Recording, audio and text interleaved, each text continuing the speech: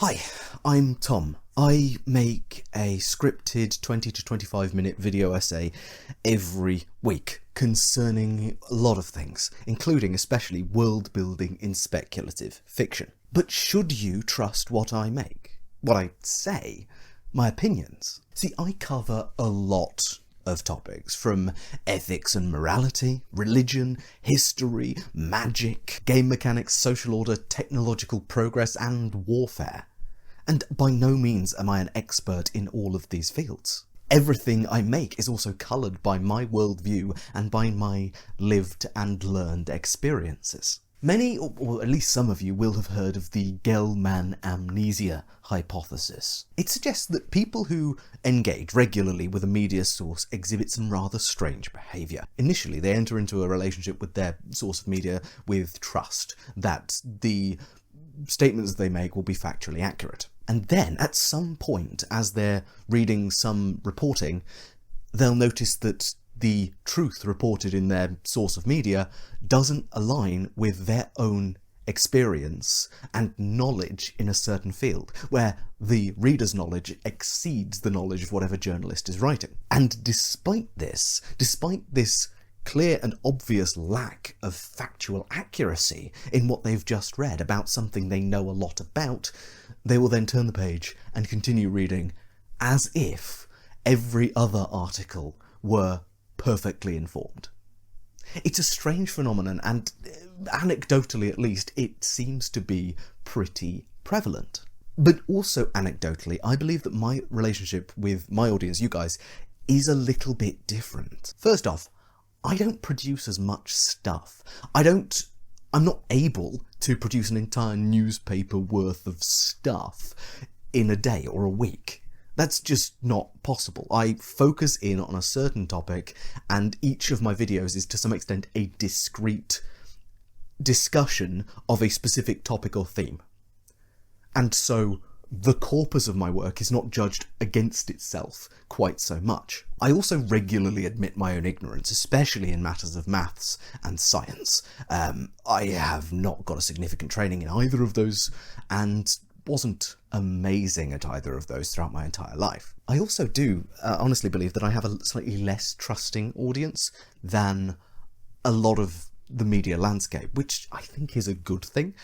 Generally, I am happy to be called out, and I am often called out, which reduces my broad authority when I, espouse from the pulpit at a camera and therefore at you. And I do take efforts when I am corrected and roundly proven wrong to highlight the comments of people who have expertise after further research, as far as I can tell, and to try and readily admit often that I can and am often wrong. This is all broadly a good thing for me, and my feeling of not speaking in a kind of narcissistic, high-minded sense and lecturing, because that's not what all this is about, really. It's about collaboratively building something really cool by being a bit pedantic and learning a little bit along the way. That's all I really want to do on the internet. I wonder, though, is there perhaps a danger in our community of the opposite of the Gell-Mann amnesia, which is kind of a Gell-Mann paranoia, a hyper-vigilance, a sense that whenever I or some other trusted media figure, or not so trusted media figure, gets something broadly and fundamentally wrong that relates to your area of expertise, is there a tendency on the internet to perhaps dismiss everything that person has ever said? I don't know. I haven't got personal experience of this. Save a few comments that have told me in no uncertain words that I'm an idiot and I will always be an idiot, which is true for every single content creator out there on the internet, I promise you. There are some people who certainly mistrust everything I ever make because of mistakes I've made in the past. That's fine. It's your prerogative. But I wonder that there isn't some sort of middle ground that we could approach. Either way, I'd like to lay out a series of reasons why perhaps you shouldn't trust me, because I think that's an important dialogue to have. I don't want people to come into my videos and think I'm some sort of high-minded authority figure who has qualifications and expertise in every single thing I talk about, because I don't. No one can, frankly. Let's explore why I might be an untrustworthy source of information on the internet. 1. You don't know me, and I don't exactly let you into the process of production of videos, really. I mean, unless you're in my YouTube members Discord, in which case sometimes I will ask for video topics or video suggestions or bounce things off people, but generally that's kind of locked off, right? I don't show you my process, and crucially, I don't cite my sources, which is academically a no-go. My qualifications, a lot of you don't know that I have any qualifications, frankly, and those that I do have are not, they're not supremely impressive. I studied in a very, very good university, right? I studied specifically theology and religion and the interplay between religion and society as well, getting broader education in fields of anthropology, especially in history, in ethics and philosophy as well. So a broad kind of holistic humanities education, which I'm very grateful for and I'm very thankful for, and it's served me quite well. It's also, I know it's a bit of a cliche, it's also taught me to think. I understand that's something that often you hear, but genuinely my ability to reason through things and use lateral thinking and create arguments from that is something I'm very grateful to my education for. But I'm not a doctor, right? I don't have a PhD. I certainly don't have a PhD in world building or the discussion of social enterprise or in discussions of technology or anything of that sort. I'm not an expert. Third, there's also a problem with trusting experts anyway, a different thing from the Gell-Mann hypothesis, frankly. It's a sort of slippage of authority, where someone who is very authoritative has produced massive contributions to a certain field and has fundamentally more expertise than oneself, decides to dip their toes into a different kind of topic. Because even if I were the most brilliant and groundbreaking theological scholar, that wouldn't mean anything in my ability to speak to, say, the manufacture of goods or labour dynamics more broadly. That's not in my area of expertise. I'll give you a couple of examples of what I mean by this. Let's start, I think, with the kind of poster child for this, which is Richard Dawkins. He's a fairly well-respected biologist specifically studying the dynamics of evolutionary biology. He's respected among certain circles, at least. I've read 2 of his books, The Selfish Gene, which is about evolutionary biology, and The God Delusion, which are his manic strawman ramblings about the horror of organised religion. I also got quite an ironic enjoyment out of The Selfish Gene after reading The God Delusion, because his hypothesis relies essentially on an assumption that all genes in a genetic code are, to some extent, determined by a fundamental force that is their intent to propagate themselves. Right? They are selfishly attempting to, selfishly is not quite the right word, they use and puppeteer flesh robots, essentially, to propagate themselves, which kind of removes a lot of the random chance elements and doesn't, I'd say, well account for genes that don't affect the survival chances of an organism at all, like, I don't know, the colour of a deep-sea fish, for instance. I mean, Dawkins' Selfish Gene honestly ends up looking like he's attributing all life in the universe and its existence and its thriving and creation and expansion from the most fundamental building blocks of life to a single fundamental force, which, I don't know, to me that feels a bit deistic. Anyway, I mean, Dawkins is a famous and successful evolutionary biologist, but his attempts to dip his toes into the theological waters are dishonest academically at the very best, is what I can say, and vitriolic and hateful at the worst. I also want to highlight another example of an expert in one field who just probably shouldn't be discussing other fields without a bit more research, which would be Neil deGrasse Tyson. The man is an excellent astrophysicist, as far as I understand it. Again, not a sciencey person, so I can't necessarily judge on the quality or the repute of Dawkins or Tyson's work. But I understand that they have some academic qualifications and broad readership and have made some impact on the theoretical understanding of the world, which is great. But on YouTube Shorts, I know I shouldn't.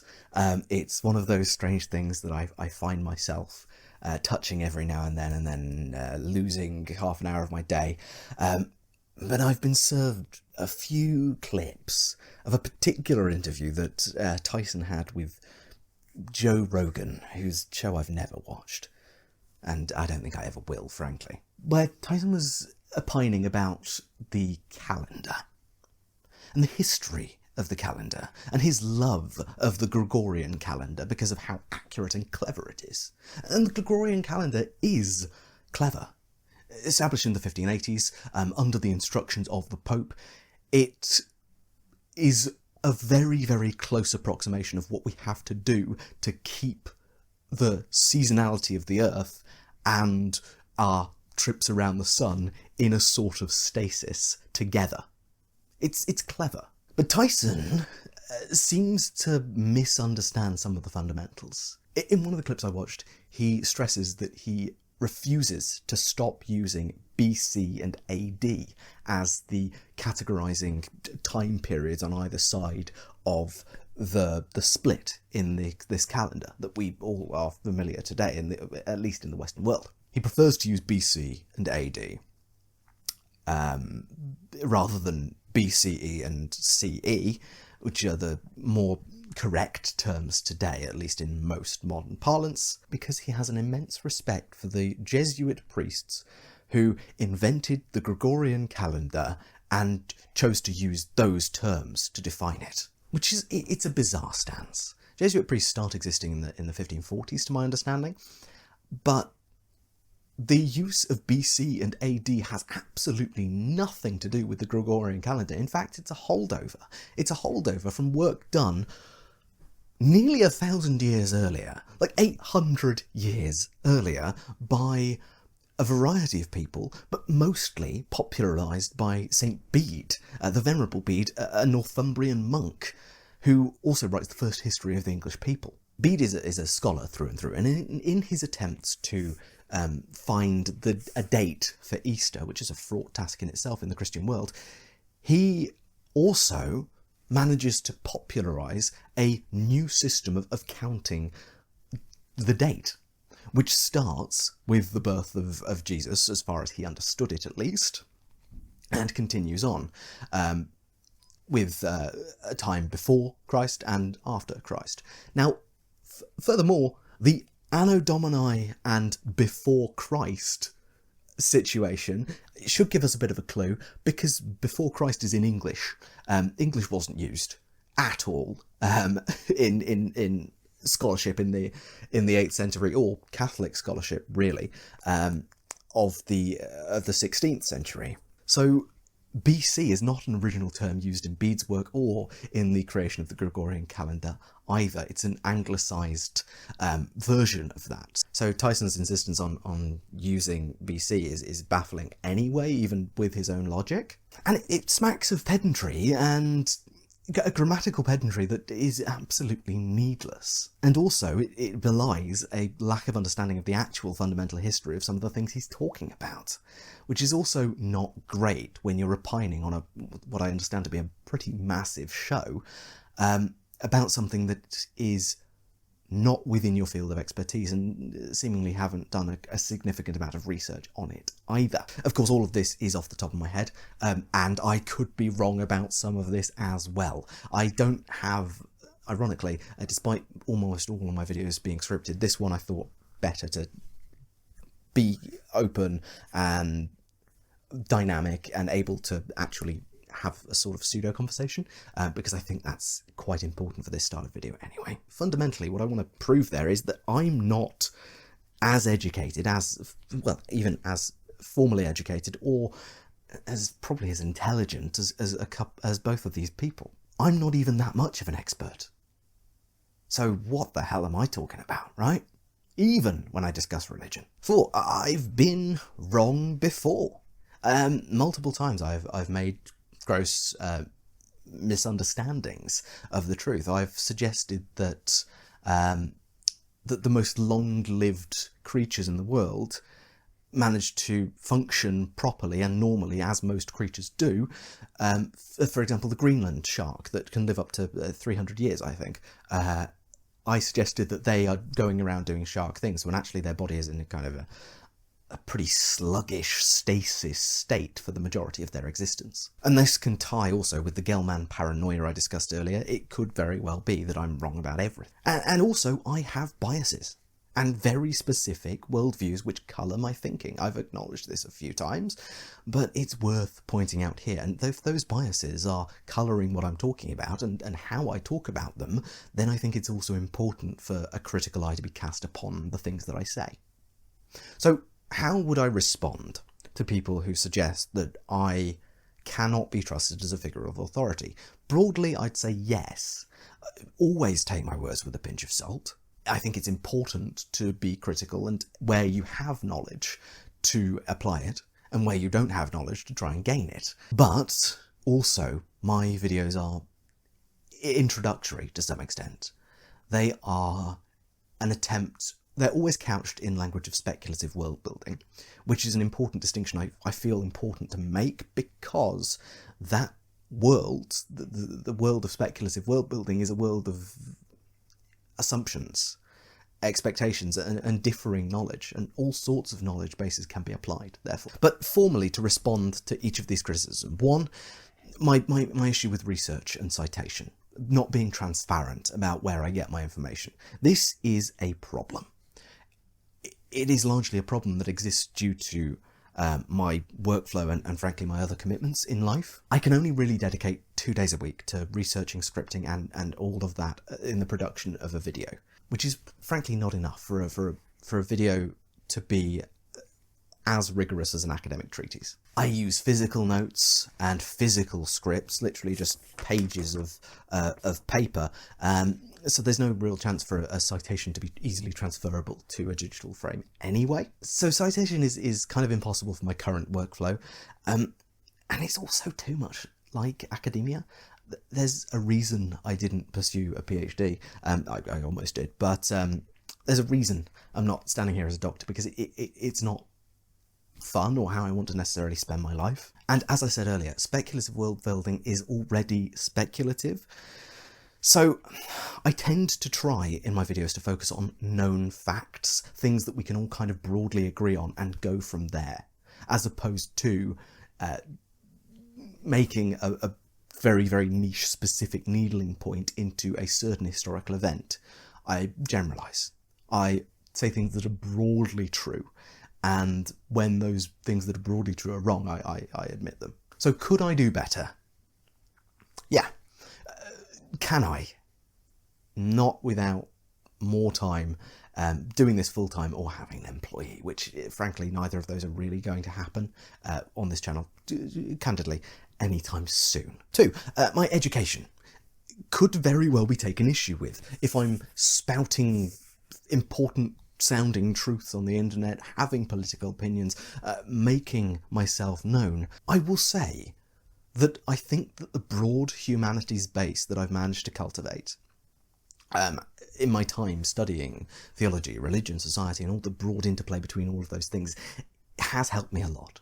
The intersectionality of all of this, the ability to take different subjects in different departments and to spread myself as thin as possible across broad ranges of things as possible, as well as my sort of specialism in the historical side of things and the social side of things, my kind of joint specialisms there. I think they prepare me quite well to do exactly what I do nowadays, which is talk about the historical, social, and religious and political aspects of social organisation in world building. I also managed to write my bachelor's dissertation on D&D, which I find quite amusing nowadays. My MA dissertation was a little less useful. It concerned the relationship between animism as a philosophy and people caring for houseplants, which, yeah, very interesting, but not so relevant to my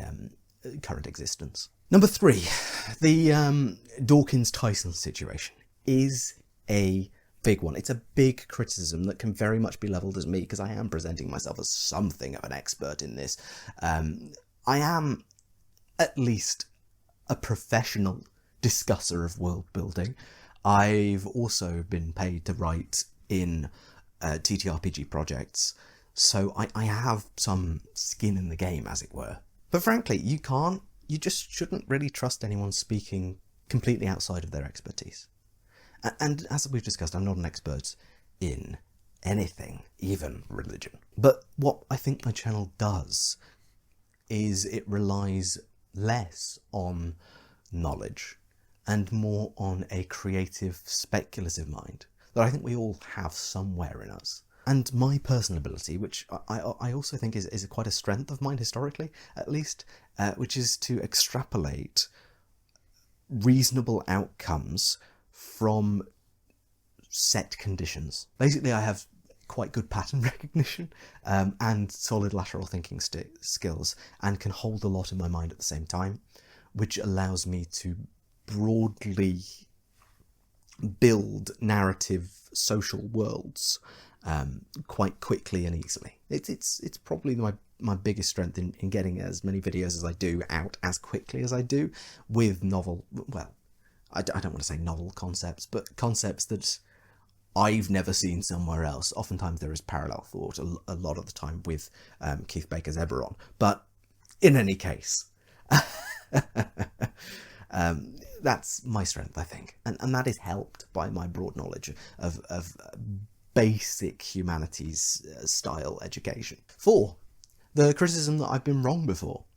I'm going to be wrong again. I do rely on community comments to keep me on track when I'm egregiously wrong. Specifically, I rely on the comment section to bump me from my normal trains of thought, where I've strayed too far. I mean, a perfect example, my last video about humanoid robots, I, in my bizarre naivete, completely ignored possibly the biggest argument for humanoid robots, which is that people want humanoid robots in a service fashion that is in some way sexual, right?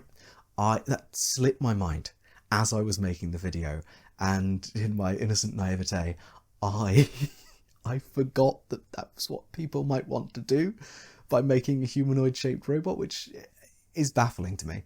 But yeah, that's something that happened. That's something the comments did call me out on. It helps bump me from the normal paths that my brain takes, which I'm very appreciative of. So frankly, for my work and for me to have any authority, I need your comments as an addition, a counterbalance, and that is probably the perfect way to plug something, isn't it? The perfect call to action for a YouTuber. I genuinely need your comments to make my videos better. Because otherwise I do get stuck on my own rails, in my own biases and perceptions. And yeah, let me get it out of the way. I am biased. I have my own worldviews that are quite strong and quite well established. I've been advised by people in my life to stay out of politics and stay out of the kind of the political commentary sphere on this channel, partly because it would jar quite significantly with the broad content I'm trying to make, but also partly because I do feel that political commentary broadly can result in some dangerous parasocial behaviours that I'm not willing to engage in. But I think, owe it to my audience to own up to a few of my fundamental biases, which do shape the way I view world building, the creation of society, the development of technology, and everything in between. First off, I believe that society implies collaboration, that social beings tend towards collaboration and mutual aid as long as resources allow. Second, I believe that it is impossible for a dominant hegemony to be sustainable unless that hegemony has access to totally uncounterable power, and even then I'm not sure that hegemony is going to last.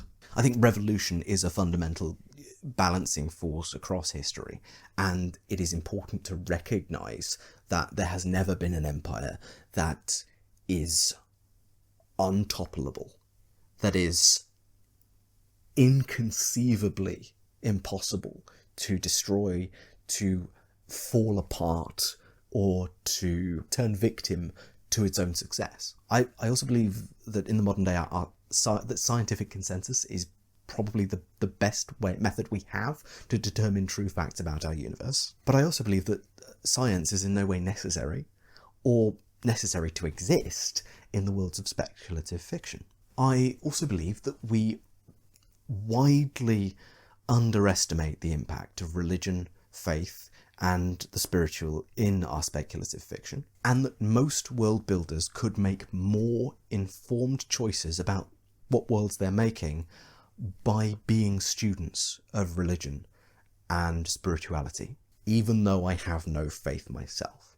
I think it is just an important human thing to understand, because it is such a huge fundamental force in all social behaviours across our species. And I mean, I am broadly and I am specifically opposed, in no uncertain terms, to any behaviour that is discriminatory, that is prejudicial, that is in any way bullying or hateful or anything like that against any specific community, especially vulnerable and historically oppressed communities. I think that we need to view the world intersectionally. I think that is a really important thing to be able to do, because if you come at something from one angle, if you are an expert in, I don't know, tax law, right? And you come at the world from the perspective of a tax law professional, your perspective, your view on the world is going to be so coloured by this that you might fall into serious cognitive bias traps when discussing certain events, simply because they are legal or illegal. I think a broad, holistic understanding of things like ethics, of things like philosophy, of things like mathematics, which I don't personally have yet, of the scientific method at least. These are all massively important tools for all people to have some broad understanding of, because otherwise you can get caught up in your own little bubbles. And the application of lessons from history, of social behaviour, from psychology, all of these impact the way that we should be looking at the world today. And some of those impacts need to be assessed to assess the truth of any situation. It's really, really important to come at the world with knowledge that is broader than just a single incision point, which is why I think Dawkins and Tyson have such problems when they step outside their field of expertise. Because fundamentally, the specialism of the expert is a dangerous incising force when not surrounded with proper context, when not couched in understandings of broader social trends and truths. So yes, learn more, find out things, be curious, and understand things in ways that you haven't before. Think of things from a different perspective and take into account the context in which other people may be approaching topics too. Because I know it's important to do so for me. I'm everything I've discussed and a whole lot more, which won't ever be known to you when you ascertain the validity of my statements or the importance of what I have to say. I'm not an expert. I'm broadly fairly widely read. I have some interesting, some novel ideas, and some ideas that are complete trite. But fundamentally, couching those concepts in a broader understanding of the world around me, the world around you, and the sort of things that I tend to focus and favour on is a really important tool for making sure that you are engaging honestly with the pursuit of interesting things and truth in the world. And all this may be a bit preachy, maybe unnecessary, might not get any views at all. I'm not doing this for views. I feel it's important for this audience, this community that is around me, and inexplicably, by the way, thank you, but I have a responsibility to the people who care for my opinions and who have interest in my opinions to make this point, to stress all of this. This whole video is an attempt to just be open, be honest, and talk openly and vulnerably about the potential weaknesses and pitfalls of trusting me as an authority, because I'm not, but also of mistrusting me as an authority. Because although I'm not an expert, I know some things, and I do take the efforts to try and educate myself wherever I can. It's a very, very important thing for all people to do. And it sounds preachy, it sounds, depressing, and you've probably not had any fun with this video, but whatever, needed to be said. And with all that said, I've been Tom, otherwise known as the thegrungeonmaster. Thank you so much for watching, and I will see you in a little bit more normal content very soon.